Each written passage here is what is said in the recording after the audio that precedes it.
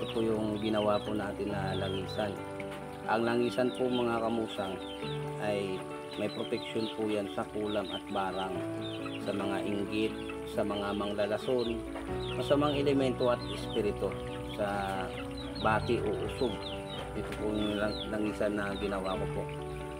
Yun, ito yung tinatawag na salibadbad sa mga ano po, sa lason po, no. Yan po yung itsura, hindi makita. Kung tawagin dito sa amin is golden bagging. Ito yung tawag dito sa amin, at iba pa yung mga panangkap po, hindi pwedeng banggitin, no. Ito po pag ordinaryo na langis, pag konting talsik lang po yan ng langis na yan, mapapasok po tayo nyan, no, kung ordinaryong langis. So may ginawa po tayong mga panangkap para dahan-dahan yung init niya. Normal po makaramdam po tayo ng init, pero hindi po mapapasok yung balat natin. Yan po. Yan. Yan.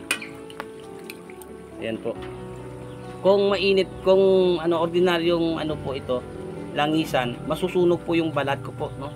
Ayun po. Kaya ito yung langis na ito yung ginawa ko po talaga para sa mga naniniwala po sa mga kulam at barang, sa mga lason rin, sa usog o bati. Maganda po ito.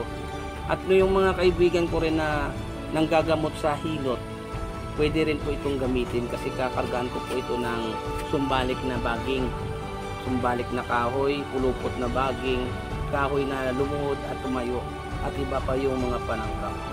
So, maraming salamat po sa inyong lahat, sa mga nagtitiwala sa mga gamit na maproteksyonan po sila sa mga masasamang tao, sa disgrasya, sa kulam at barang, at gabay rin sa pampaswerte sa hanap buhay. Maraming salamat sa inyo mga bro, mga sis.